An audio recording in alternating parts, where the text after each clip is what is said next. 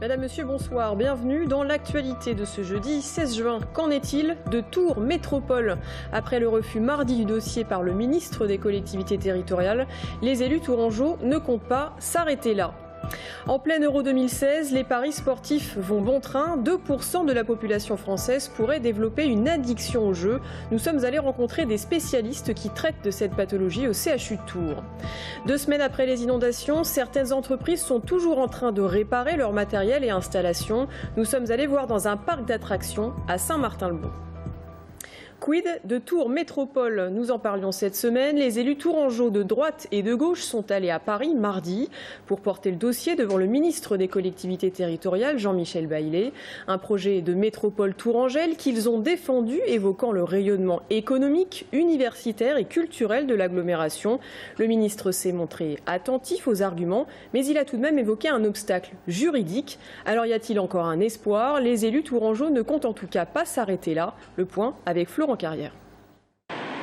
Une communauté urbaine, voilà ce qu'aurait dû être Tours Plus au moment de l'adoption de la loi portant création des métropoles pour obtenir le fameux sésame.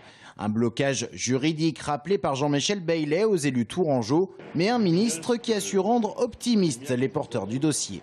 La réunion avec M. Baillet nous a surtout permis d'apprécier toute la qualité de notre dossier et d'entendre du ministre que pour lui c'était recevable et qu'il fallait maintenant passer dans les sphères de décision, c'est-à-dire le Premier ministre et pourquoi pas le Président de la République.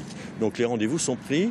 Dès septembre, les élus tourangeaux iront donc présenter leur dossier auprès du Premier ministre. Mais tout dépendra du gouvernement. Souhaitera-t-il faire évoluer le texte et accepter de nommer de nouvelles métropoles? La question reste en suspens. Il y a un moment, pour une raison ou pour une autre, c'est réouvert la liste des métropoles. Il faudra compter avec nous et que nous avons des arguments solides. Donc soit l'exécutif considère « oh là là, on touche plus à rien », mais ce qui ne semble pas être tout à fait sa position. Soit à un moment, je vous dis, il y a un bouger qui fait que la discussion est de nouveau ouverte, eh bien, on a d'ores et déjà postulé. À l'origine, elle ne devait être qu'une dizaine de métropoles en France. Si la liste était rouverte pour Tours et d'autres candidates comme Orléans ou Dijon, le nombre de métropoles approcherait la vingtaine, trop pour certains. Mais dans ce débat, Tours a donc sa carte à jouer. En bref, cet après-midi, une femme est tombée dans le Cher. On ne sait pas à l'heure actuelle s'il s'agit d'une chute accidentelle ou d'un suicide. Les pompiers plongeurs d'Indre-et-Loire sont intervenus comme vous pouvez le voir sur ces images. La femme est saine et sauve. Elle a été conduite aux urgences. Et puis cette vidéo impressionnante maintenant, c'était ce matin dans un appartement à l'étage d'un immeuble de la Tranchée à Tours-Nord, juste à côté du lycée Saint-Grégoire. Il s'agirait à première vue de câbles électriques qui auraient pris feu, provoquant des éclairs et de petites explosions et donnant lieu à un fort dégagement de fumée. Arrivés sur place, les pompiers sont rapidement venus à bout des flammes et l'incident n'aurait fait apparemment et heureusement aucun blessé. La France a décroché hier soir sa place pour les 8e de finale dans l'Euro 2016.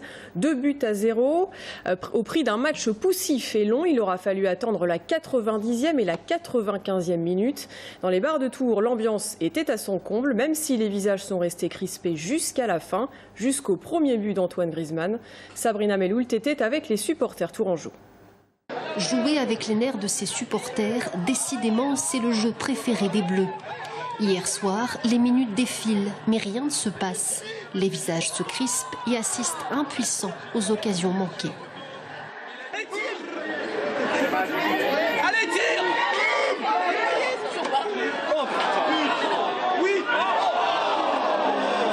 Les Bleus sont taquins ce soir et décident seulement à la 90e minute de marquer le premier but du match grâce à une tête croisée de Griezmann.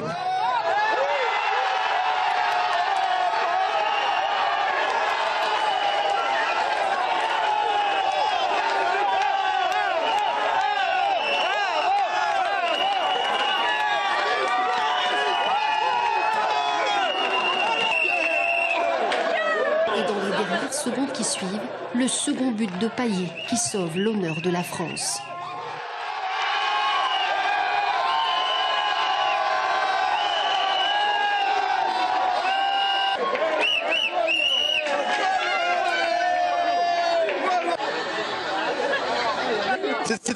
match, on l'a gagné, vive la France! Allez la France! J'avais parié 2-0 et j'ai encore gagné mon pari, donc je suis ravie. C'était bon, hein? Super match, hein? Magnifique, 2-0, minute de but, c'est parfait. Au début, on a beaucoup douté parce qu'ils n'étaient pas dedans et à la fin... Et là, les 2 derniers, excellent.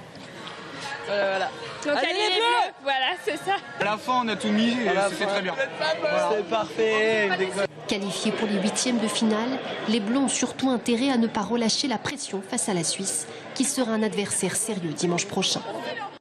Et qui dit match de foot dit évidemment paris sportif et addiction au jeu. 2% de la population française pourrait devenir accro. Jeux en ligne, grattage, jeux vidéo, des chiffres pour le moment à titre indicatif car la prise en charge de cette pathologie est très récente. Mais plus on commence tôt, plus on aurait des chances de devenir addict. C'est en tout cas ce que disent les spécialistes. Et pour répondre au développement de cette pathologie, un centre de soins d'accompagnement et de prévention en addictologie a ouvert cette année à Tours. Florent Carrière. Dans ce bar-tabac, il représente une part non négligeable des ventes. Les jeux de grattage et de paris sportifs notamment. Pendant l'Euro, les ventes se multiplient avec l'espoir côté client de remporter le pactole. Mais pour d'autres, le plaisir de jouer peut parfois devenir une véritable drogue. On a des gens qui jouent plus que d'autres ont un peu plus de moyens que d'autres, mais on n'a personne qui dépense un salaire complet là-dedans, ça c'est clair. L'addiction au jeu est aujourd'hui mieux prise en charge, d'autant que le phénomène serait à la hausse avec le développement des jeux en ligne. Une consultation spécifique est désormais ouverte ici à Tours, sur le site de Port-Bretagne. Est-ce que vous pouvez me dire quel jeu vous pose particulièrement des difficultés au quotidien? Depuis le mois de janvier, 15 à 20 patients ont été pris en charge par le service. Majorité d'hommes, avec davantage des jeux autour du pari sportif et PMU. Les femmes, on les retrouve davantage sur du grattage. 0,5% de la population serait concernée par cette addiction comportementale, soit 300 000 personnes estimées à travers la France, 13 000 à l'échelle régionale et même 4 fois plus si l'on intègre les joueurs qui ont des risques de développer une addiction. En fait, on peut caractériser la présence d'une addiction par le fait qu'il y a d'abord une souffrance et la deuxième chose, c'est associé à cette souffrance une perte de contrôle, une grande difficulté à pouvoir contrôler le comportement. L'addiction au jeu, une maladie au même titre que les dépendances à la drogue ou à l'alcool, avec des conséquences sérieuses sur le plan personnel et médical, stress, dépression, isolement, mais aussi dettes, séparation, conflits conjugaux. Souvent, les proches ne comprennent pas cette pathologie. Il y a un petit système au niveau cérébral qui s'appelle le système qui gère la récompense, qui s'occupe du plaisir finalement, et qui nous permet d'aller vers tout ce qui est agréable. Sur le plan biologique, il va y avoir des modifications sur le plan cérébral qui vont faire que les gens vont avoir ces envies très fortes de jouer, ces envies irrépressibles, et que ça va être malgré eux et malgré leur volonté psychologique, malgré leur souhait, de vouloir contrôler.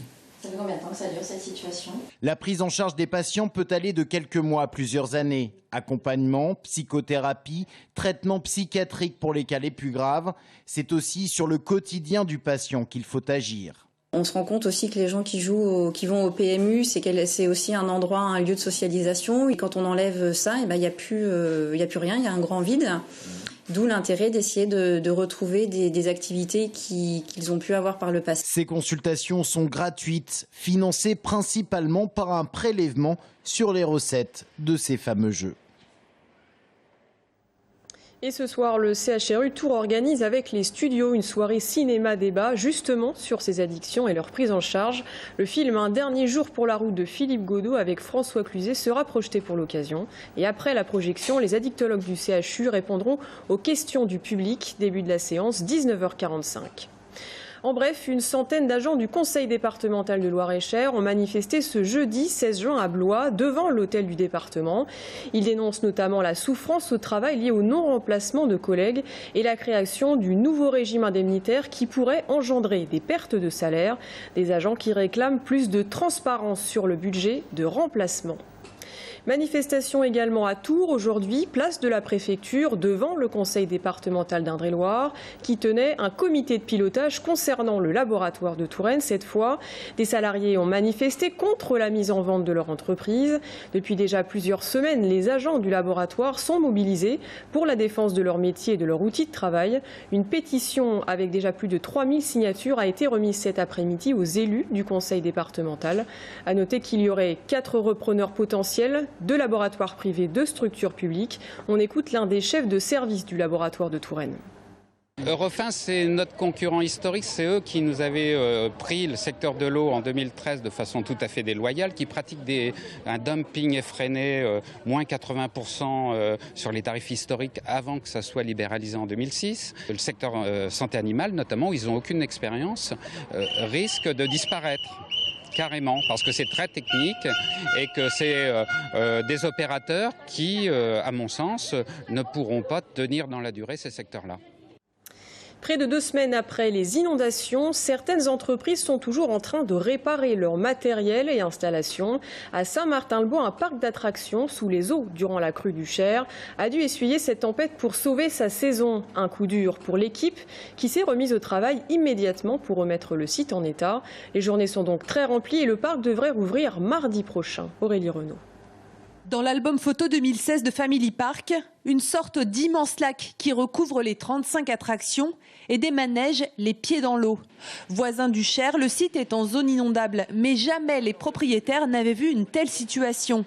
Situation à laquelle il a fallu réagir vite. Heureusement qu'on a la solidarité de toutes les personnes des alentours, les fermiers, les agriculteurs, qui sont venus avec des remorques, avec les tracteurs, et on a réussi à déménager tous les manèges, tous les moteurs, tout le snack, la restauration. Donc on a laissé ce qui ne craignait pas, quoi. Une chance pour le parc, la commission de sécurité vient de donner son feu vert pour la réouverture du site, l'eau n'ayant pas endommagé les installations. Le plus dur, c'est cette boue, cette couche de vase qui a endommagé les sols.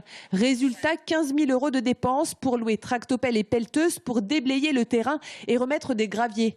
Un épisode éprouvant dont les gérants tirent aujourd'hui les leçons. Pour l'avenir de nos clients, on n'a pas envie de revoir ça.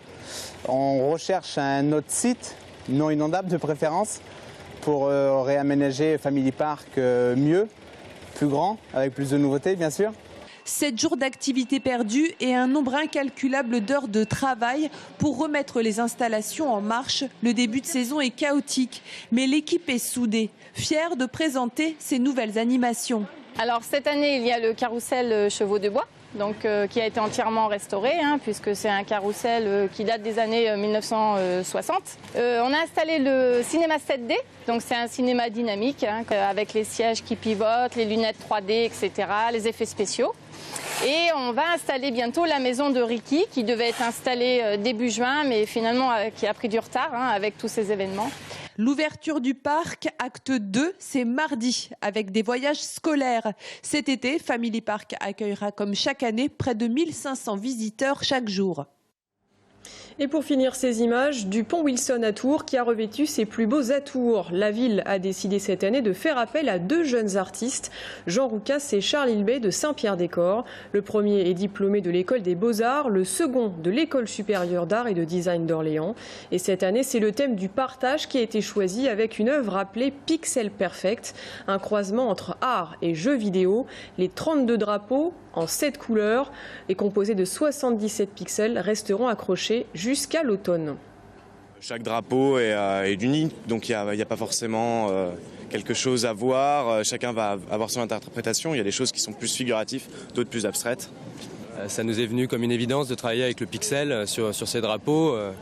Un petit peu comme un vitrail en fait, la lumière passe à travers, à l'instar des pixels où la lumière passe aussi à travers dans les écrans. On peut y voir quand même des choses très, très claires. On a une épée de Saint-Martin, on a des logos, le logo de Saint-Martin bien sûr, et puis des personnages peut-être. Et dans ce qu'il y a d'abstrait, souvent il y a de la symétrie, donc la symétrie qui est quand même un beau rapport de partage finalement entre une image, quoi. Longtemps considérée comme rare en Europe, la maladie de Lyme, une maladie bactérienne qui se contracte après une morsure de tique, toucherait aujourd'hui plusieurs centaines de milliers de personnes. 27 000 nouveaux cas déclarés chaque année en France. Il serait en réalité bien plus. La faute à des tests peu fiables et des diagnostics trop tardifs. Nous en parlerons dans un instant avec Julie Tougar qui souffre de cette maladie et qui viendra nous raconter son histoire et son combat dans un instant. Restez avec nous.